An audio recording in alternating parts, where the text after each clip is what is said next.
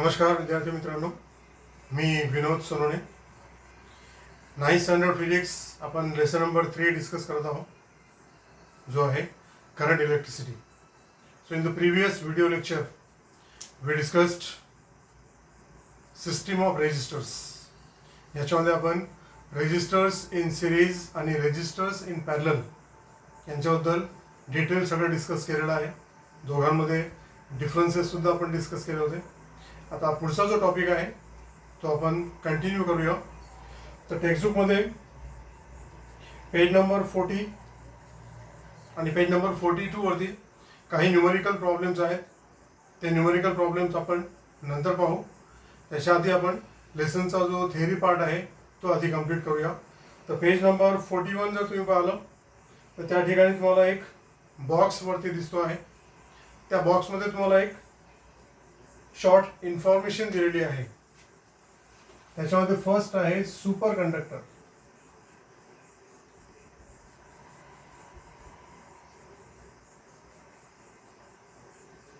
याचं just introduction तुम्हाला दिलेलं आहे की सुपर कंडक्टर कशाला म्हणायचं. तर रेजिस्टन्स हा टॉपिक आपण डिस्कस केला आहे. रेजिस्टन्स याचा अर्थ होतो opposition to the flow of conductor. आणि कंडक्टरचं जे रेजिस्टन्स आहे हे त्या कंडक्टरच्या टेम्परेचरवरती डिपेंड करते. ठीक है. अब कैसे डिपेंड करता है, तो जैसे जैसे आप कंडक्टर का टेम्परेचर डिक्रीज करते जाओगे उसका जो रेजिस्टन्स है ये भी डिक्रीज होता जाता है. टेम्परेचर जर आपण कमी केलं तर त्या कंडक्टरचं जे रेजिस्टन्स आहे ते सुद्धा कमी होऊन जाते. अशा प्रकारे जर आपण टेम्परेचर कमी करत गेलो रेजिस्टन्स कमी होत जाते, कमी होत जाते, कमी होत जाते आणि एका टेम्परेचरला एक असं टेम्परेचर आपल्याला मिळतं की त्या टेम्परेचरला रेजिस्टन्स हे शून्य होते. तो जिस टेम्परेचर पे रेजिस्टन्स 0 हो जाएगा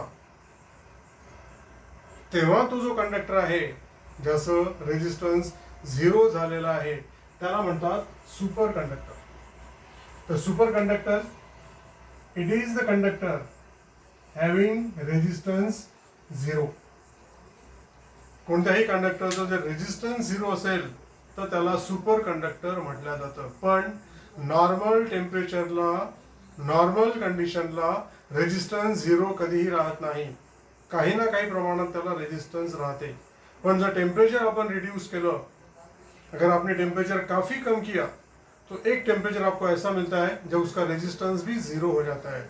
और जब कंडक्टर का रेजिस्टेंस 0 हो जाएगा तब उसको बोला जाता है सुपर कंडक्टर.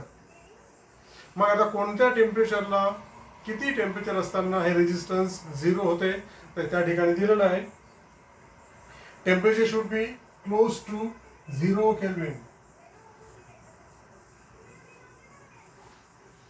जेव्हा आपण एखाद्या कंडक्टरचं टेम्परेचर 0 डिग्री केल्विनच्या जवळपास आणतो तेव्हा तो कंडक्टर सुपर कंडक्टर होतो. कारण त्या टेम्परेचरला त्याचं रेजिस्टन्स हे 0 राहते. So this is the very short topic that is super conductor. तर शॉर्टमध्ये लक्षात ठेवा सुपर कंडक्टर म्हणजे असा कंडक्टर की ज्याचं रेजिस्टन्स 0 राहणार आहे. पण जनरली कंडक्टरचं रेजिस्टन्स 0 राहत नाही. नॉर्मल कंडिशनला रेजिस्टन्स 0 केव्हा होते, जेव्हा त्याचं टेम्परेचर आपण 0 केल्विन पर्यंत रिड्यूस करू. तर almost close to 0 degree kelvin temperature resistance reduces to 0, and when resistance reduces to 0 the conductor is said to be a superconductor. तर हा एक टॉपिक त्या ठिकाणी दिलेला आहे. दुसरा एक टॉपिक त्या ठिकाणी दिला आहे. आता कंडक्टरचे आपल्याला दोन प्रकार सांगता येतील, ओहमिक कंडक्टर आणि non ohmic conductor. Ohmic conductor आणि दुसरा प्रकार आहे नॉन ओहमिक कंडक्टर. आता हे कसले प्रकार आहेत, काफी सिंपल है. जो कंडक्टर ओम्स लॉ को ओबे करेगा, फॉलो करेगा, उसको बोला जाता है ओहमिक कंडक्टर. ओम्स लॉ आपल्याला माहिती आहे. तर ज्या कंडक्टरसाठी ओम्स लॉ हा ऍप्लिकेबल आहे किंवा जे कंडक्टर ओम्स लॉ फॉलो करतात, ओबे करतात, त्यांना म्हटलं जातं ओहमिक कंडक्टर. आणि काही कंडक्टर असे आहेत की ज्यांना ओम्स लॉ लागू होत नाही, ऍप्लिकेबल नाही. So such conductors which do not obey Ohm's law, या फिर conductors for which Ohm's law is not applicable, not valid, such conductors are said to be ohmic conductors. ohmic conductorचे examples, generally सगळे metals हे ohmic conductors आहेत जे Ohm's law follow करतात, आणि ज्यांना ओम्स लॉ ऍप्लिकेबल नाही त्यांना म्हटलं जातं नॉन ओमिक कंडक्टर.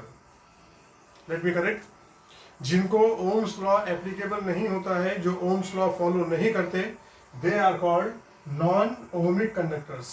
मग आता हे नॉन ओमिक कंडक्टर्स कोणते आहेत, याचे एक्झाम्पल जर आपल्याला द्यायचे झाले तर आपण काय देऊ शकतो, तर काही इलेक्ट्रॉनिक डिव्हाइसेस आहेत, जसं डायोड आहे, ट्रान्झिस्टर आहे, यांना ओम्स लॉ ऍप्लिकेबल नसतो, ते ओम्स लॉ फॉलो करत नाहीत.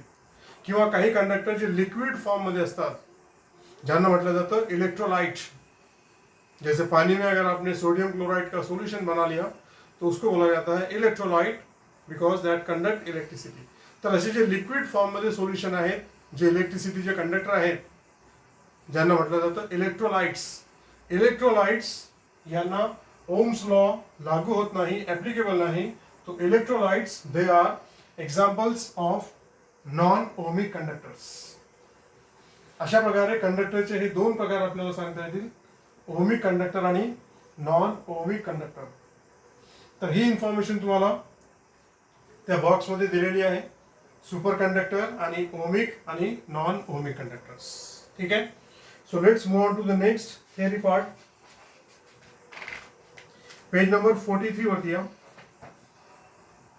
तर पेज नंबर 43 वरती तुम्हाला 3 बॉक्सेस दिसत आहेत. त्या बॉक्सेस बद्दल आपण चर्चा करूया. त्यातला पहिला जो बॉक्स आहे that is domestic electrical connections.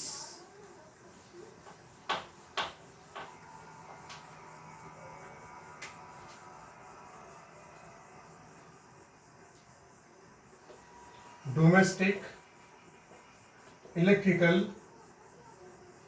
Connections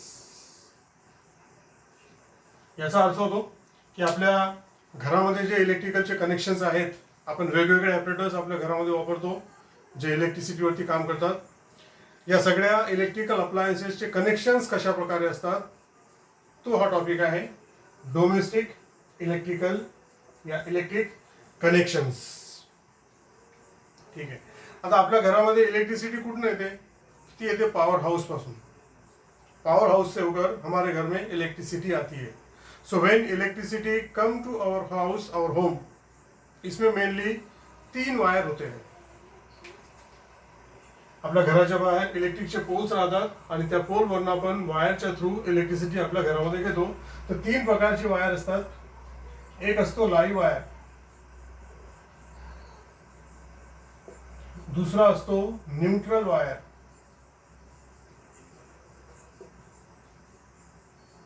आणि तिसरा असतो earthing wire.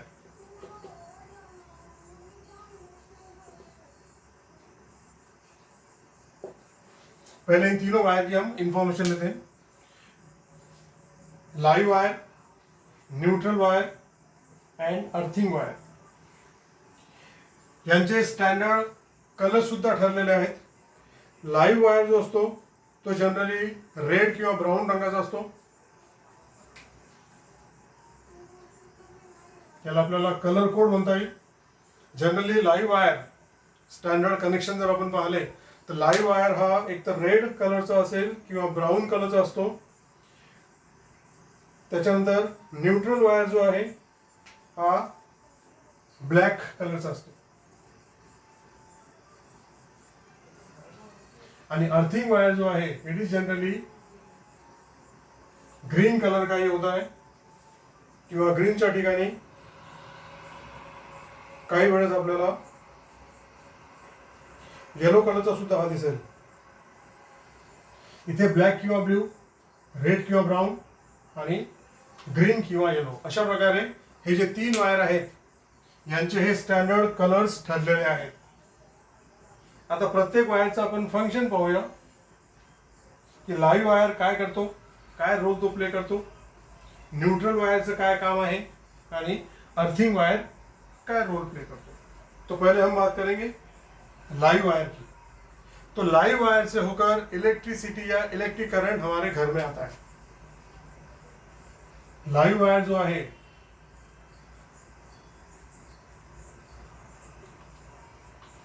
This is live wire, ये न्यूट्रल वायर.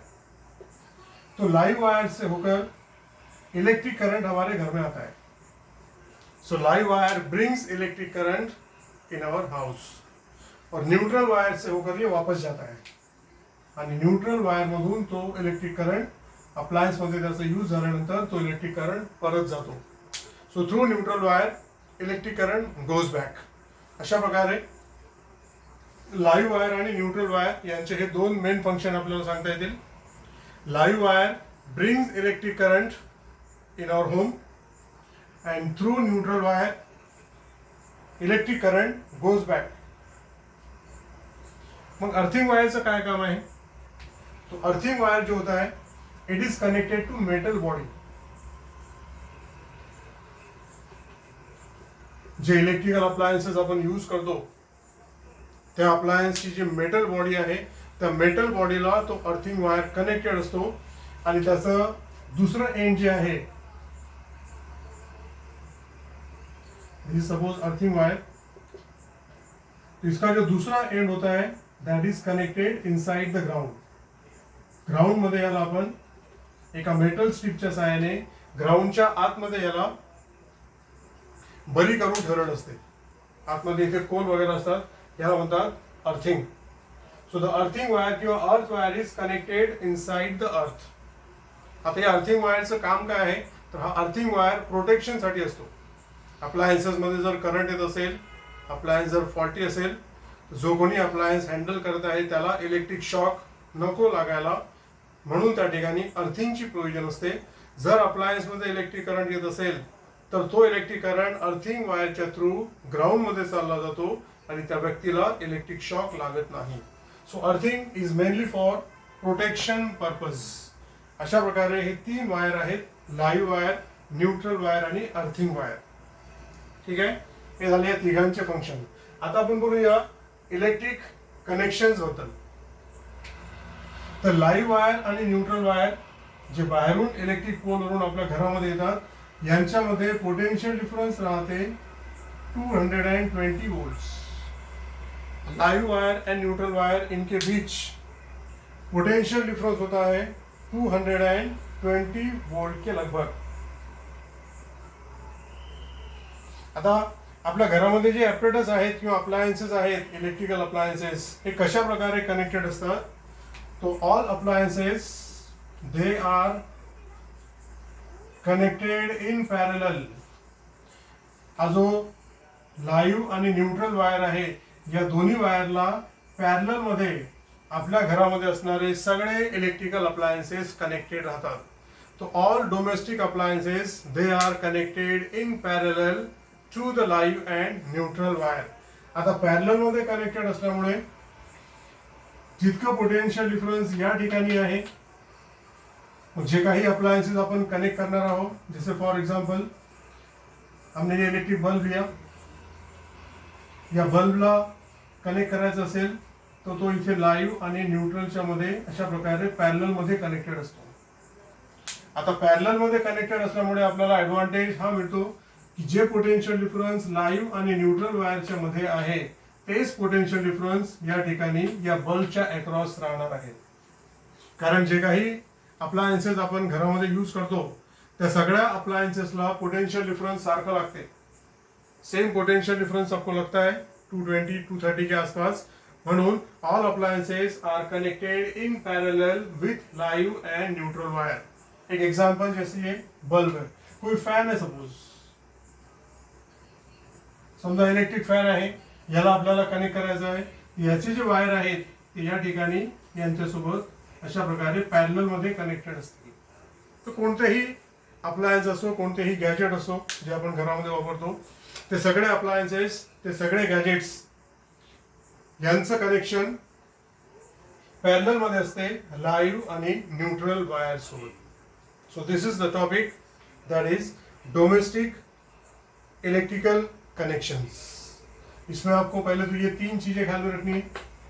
कि हमारे घर में इलेक्ट्रिसिटी आती है बाहर से, पावर हाउस से, पावर स्टेशन से होकर आती है, तर किती वायरच्या थ्रू ती येते? तर 2 वायर मुख्य आहेत, लाईव्ह वायर आणि न्यूट्रल वायर.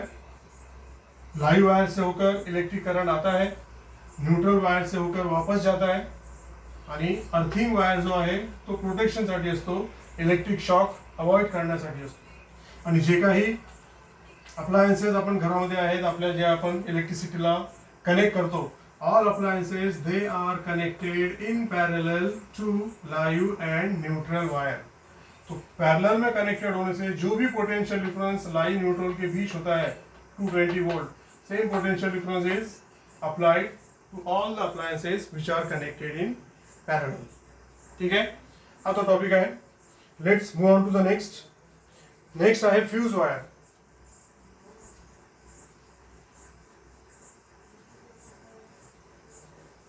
किंवा याला म्हणूया आपण इलेक्ट्रिक फ्यूज.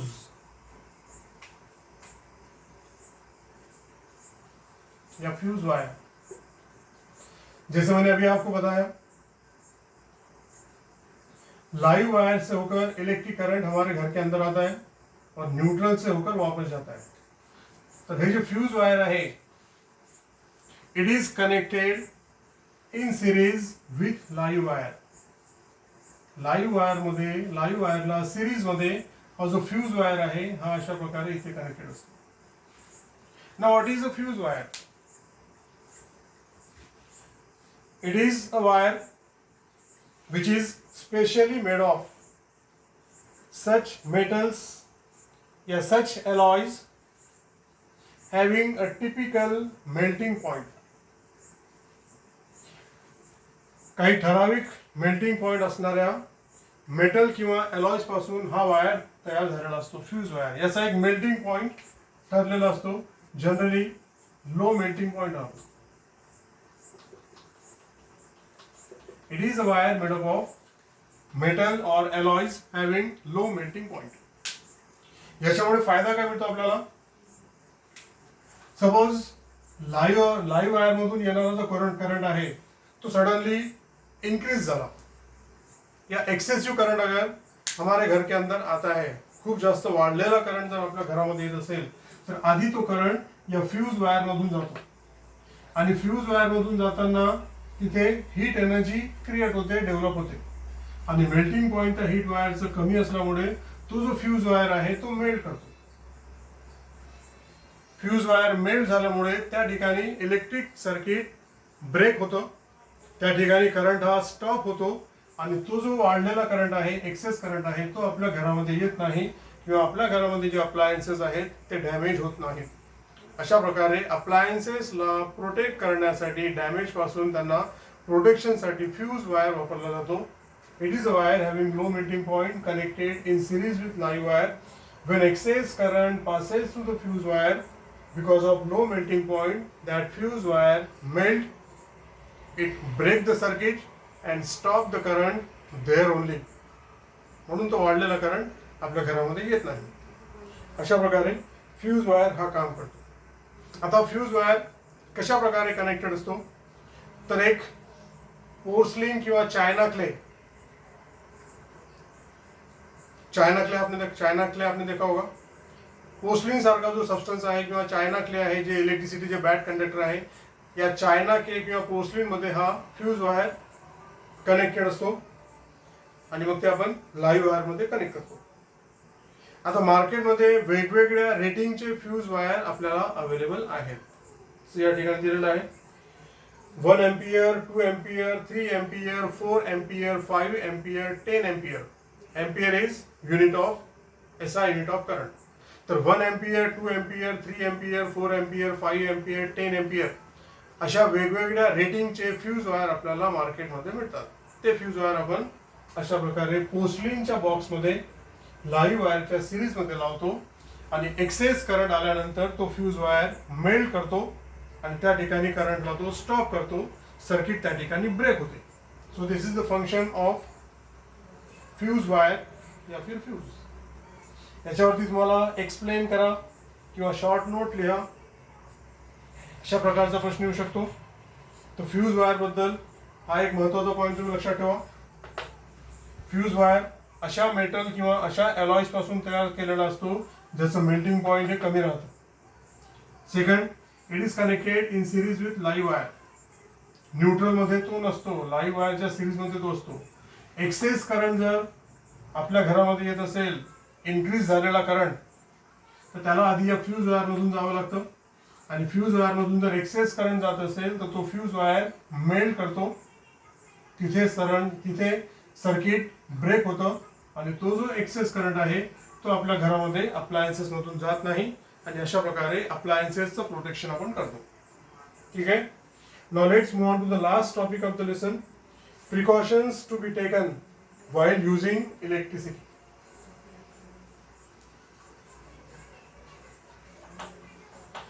हमारे घर में इलेक्ट्रिसिटी का हम सभी लोग यूज करते हैं.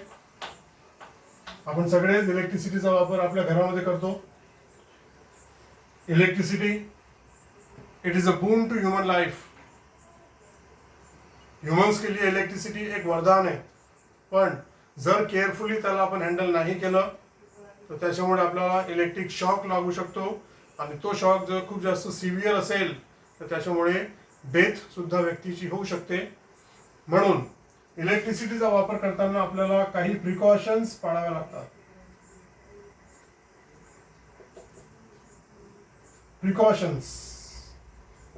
प्रिकॉशनचा अर्थ होतो सेफ्टी मेजर्स.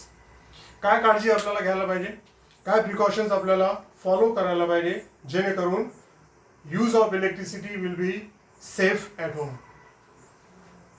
तर 4 प्रिकॉशन्स दिलेले आहेत. इसमें से पहिलं प्रिकॉशन आहे, आपल्या घरामध्ये जे इलेक्ट्रिक बोर्ड असतात, ज्यांच्यावरती सॉकेट्स असतात, स्विचेस असतात, हे जे इलेक्ट्रिक बोर्ड आहेत ते आपल्या घरामध्ये किती हाईटला असायला पाहिजे. तर electric boards should be fixed at such a height so that small children could not reach to that height. म्हणजे लहान मुलांची जी हाईट आहे तर लहान मुलांच्या हाईटपेक्षा जास्त हाईटला आपल्याला इलेक्ट्रिक बोर्ड किंवा स्विचेस फिक्स करावे लागतील. तो यहां आपको ख्याल में रखना है, हाइट ऑफ चिल्ड्रन. जो छोटे बच्चों का हाइट होता है इससे ज्यादा हाइट पे हमको इलेक्ट्रिक के बोर्ड लगाने पड़ेंगे. का बरं, वाय? कारण लहान मुलं खेळता खेळता त्या ठिकाणी जर गेले आणि कमी हाईटला जर ते बोर्ड असतील तर खेळता खेळता काही नेल असेल किंवा एखादा पॉइंटेड ऑब्जेक्ट असेल, मेटल ऑब्जेक्ट असेल, ते मुलं तो ऑब्जेक्ट त्या सॉकेटमध्ये, त्या होलमध्ये टाकू शकतात. और अगर कोई मेटल ऑब्जेक्ट कोई छोटा बच्चा लाइव में अगर डालता है तो उसको इलेक्ट्रिक शॉक लग सकता है. म्हणून हे शॉक अवॉइड करण्यासाठी ते जे इलेक्ट्रिक बोर्ड आहेत ते आपल्याला लहान मुलांच्या हाईटपेक्षा जास्त हाईटला फिक्स करावे लागतील किंवा फिटिंग करताना हे लक्षात ठेवावं लागेल. ठीक है, ये पहला प्रिकॉशन. या हो सकता है बच्चे खेलते खेलते जाते हैं, पिन या वहाँ जो कॉर्ड होगा, वहाँ जो वायर होगा उसको पुल कर सकते हैं, तो उनका हाथ वहाँ तक नहीं जाना चाहिए.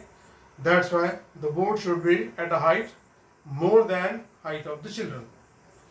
सेकंड प्रिकॉशन, दूसरा प्रिकॉशन जो दिया है, before cleaning any electrical appliance, any electrical device. आपल्या घरामध्ये सुद्धा बरेचसे अप्लायन्सेस आहेत, डिव्हाइसेस आहेत ज्यांना आपण वेळोवेळी क्लीन करतो. मिक्सर आहे, रेफ्रिजरेटर आहे, ओवन असेल, आणखीन काय असेल.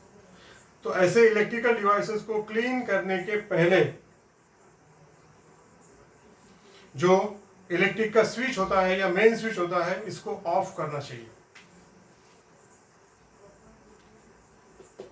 स्विच ऑफ, पहले स्विच ऑफ करो और उसके बाद इलेक्ट्रिकल डिवाइसेस को क्लीन करो. एक साधा प्रिकॉशन है, सिंपल प्रिकॉशन है. The switch should be off before cleaning the devices. Next, third दिया है, जब आप किसी इलेक्ट्रिकल डिवाइस को क्लीन करते हो तो आपको केयर लेनी पड़ेगी कि आपका जो हाथ है ये टोटली ड्राई होना चाहिए. Dry hands while cleaning appliances. Electrical devices clean करताना आपले हात जे आहेत याच्यामध्ये कोणत्याही प्रकारे मॉइश्चर किंवा वॉटर कंटेंट असायला नको, कारण आपले हात जर ओले असतील किंवा पाण्याने भरलेले असतील तर त्या ठिकाणी इलेक्ट्रिक शॉक लागायची शक्यता जास्त असते. Wet hands they create more chances of getting electric shock. So to avoid the electric shock, see that your hands are totally dry when you clean the devices, when you clean the apparatus. ठीक है. Next, अगर possible है तो आपको rubber के footwear use करना आहे. Electrical appliances clean करताना जर शक्य असेल तर आपल्या पायामध्ये रबरचं शूज किंवा रबरचं स्लीपर तुम्हाला घालावं लागेल, because rubber is a bad conductor of electricity. अगर आपने रबर का फुटवेयर पहना तो आपको इलेक्ट्रिक शॉक नहीं लगेगा, इलेक्ट्रिक करंट आपकी बॉडी में से पास नहीं होगा. So this is the third precaution. एक शेवटचं प्रिकॉशन त्या ठिकाणी दिलेलं आहे. In case of shock,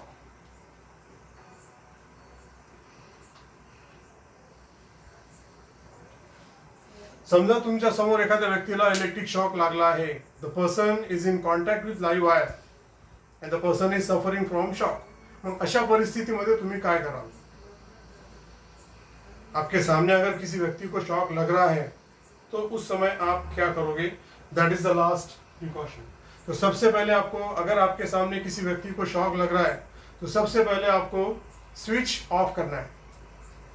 current stop करने के लिए स्विच को ऑफ करना पडेगा, या मेन स्विच अगर जो होगा उसको आपको ऑफ करना आहे. मग ह्याच्यासाठी तुम्हाला माहिती पाहिजे स्विच कुठे आहे किंवा मेन स्विच कुठे आहे. जर माहिती असेल तर त्याला आधी ऑफ करा, करंट स्टॉप होईल आणि त्या व्यक्तीला आपल्याला वेगळं करता येईल. अगर आपको पता नहीं है मेन स्विच आपको पता नहीं है, लेकिन अगर आपको वायर दिख रहा है या कॉर्ड दिख रहा है या पिन अगर दिख रही है, you can remove the pin from the socket end you can stop the current. जर तुम्हाला मेन स्विच पण माहिती नहीं, आपको पता नहीं है कि मेन स्विच कहाँ पर है, कैसे करंट को स्टॉप करना है, और आपके सामने जो व्यक्ति है लाइव वायर के साथ चिपका हुआ है, उसको इलेक्ट्रिक शॉक लग रहा है, आपको पता नहीं है स्विच कहाँ पर है, आपको वायर नहीं दिख रहा है, आपको कॉर्ड नहीं दिख रही है, फिर ऐसे समय आप क्या करोगे? तो ऐसे समय सबसे पहले वो जो व्यक्ति लाइव वायर के कांटेक्ट में है उसको आपको सेपरेट करना है, लाइव वायर से अलग करना है. और अलग करते समय उस व्यक्ति को टच नहीं करना है, त्याला हाताने वेगळं करायचं नाही, कारण तुम्ही जर त्याला हात लावत असाल तर तुम्हाला सुद्धा इलेक्ट्रिक शॉक लागू शकतो. अशा बऱ्याच घटना घडलेल्या आहेत. So to separate the person from the live wire आपको यूज करना है नॉन कंडक्टिंग ऑब्जेक्ट. एक तो वुडन का चलेगा या प्लास्टिक का चलेगा, ऐसा ऑब्जेक्ट आप लो जिसमें से इलेक्ट्रिक करंट पास होता नहीं है. You take a rod of non-conducting material and with the help of that rod you try to push the person away from the live wire. त्या non conducting रॉडच्या सहाय्याने त्या व्यक्तीला live wire पासून वेगळं करण्याचा प्रयत्न तुम्ही करा. जर वेगळं करण्यात तुम्ही सक्सेस होत असाल तर तो व्यक्ती वाचू शकतो. त्याला आपण इलेक्ट्रिक शॉक पासून, इव्हन त्याला डेथ पासून आपण वाचू शकतो. ठीक है. नेक्स्ट, आपने उस व्यक्ति को इलेक्ट्रिक शॉक से बचा लिया, लाइव वायर से उसको सेपरेट कर दिया, और अगर आपको लगता है कि व्यक्ति अभी भी बेहोश है तो ऐसे समय आपको इमीडिएटली डॉक्टर से कंसल्ट करना है या डॉक्टर को कॉल करना है, डॉक्टर को कॉल करना है. ठीक है. अशा प्रकारे आपण त्या व्यक्तीला वाचू शकतो.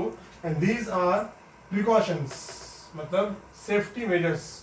इलेक्ट्रिसिटीचा वापर करताना, डोमेस्टिक यूज, आपल्या घरामध्ये इलेक्ट्रिसिटी यूज करताना कोणती काळजी आपल्याला घ्यायला पाहिजे, कोणते प्रिकॉशन्स आपल्याला पाळायला पाहिजे, those precautions are given in that green box and that is the last page of the lesson. शॉर्टमध्ये इथं तुम्ही पाहू शकता कोणते प्रिकॉशन्स आहेत. पहिलं प्रिकॉशन आहे की जे आपल्या घरामध्ये बोर्ड्स आहेत, सॉकेट्स आहेत, ते किती हाईटला असायला पाहिजे, तर लहान मुलांच्या हाईटपेक्षा जास्त हाईटला असायला पाहिजे. दूसरा प्रिकॉशन, अगर आप किसी अप्लायंस को क्लीन करना चाहते हो, इलेक्ट्रिक डिव्हाइसेस क्लीन करताना स्विच ऑफ करा, किंवा सॉकेटमधून पिन काढता येत असेल तरी सुद्धा चालेल. नेक्स्ट, क्लिनिंग करताना your hands should be totally dry. जर शक्य असेल तर रबर फुटवेअर तुम्ही पायामध्ये घालू शकता, त्याच्यामुळे सुद्धा तुम्हाला शॉक लागणार नाही, कारण rubber is a bad conductor of electricity. और लास्ट में दिया है इन केस ऑफ शॉक. तुमच्या समोर जर एखाद्या व्यक्तीला इलेक्ट्रिक शॉक लागत आहे, तो व्यक्ती लाईव्ह वायरच्या कॉन्टॅक्टमध्ये आहे, तर तुम्हाला काय ऍक्शन घ्यावी लागेल, काय प्रिकॉशन्स त्या ठिकाणी घ्यावे लागेल. So these are all descriptive precautions. या प्रिकॉशन्स तुम्हाला लर्न करायचे आहेत. याच्यावरती परीक्षेमध्ये प्रश्न येऊ शकतो की राईट सेफ्टी मेजर्स या precautions to be followed while using electricity at home. आणि या ठिकाणी आपल्या लेसनचा जो थेअरी पार्ट आहे हा टोटली आपण कंप्लीट केलेला आहे.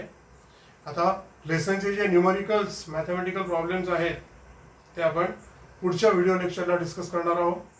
सोबतच लेसनचं जे एक्सरसाइज आहे ते पण आपण डिस्कस करू. म्हणून पुढच्या व्हिडिओ लेक्चरच्या आधी तुम्ही हा पूर्ण लेसन चांगल्या प्रकारे वाचून घ्या. काय काय कंटेंट्स आहेत, काय काय टॉपिक्स आहेत, डेफिनेशन्स, युनिट्स हे सगळे वाचून घ्या, लक्षात ठेवा. मग तुम्हाला न्यूमरिकल्स आणि क्वेश्चन आन्सर्स एक्सरसाइजचे सोपे जातील. You will feel comfortable. So read the lesson thoroughly and then come to the next video lecture. Till then, thank you. Bye bye.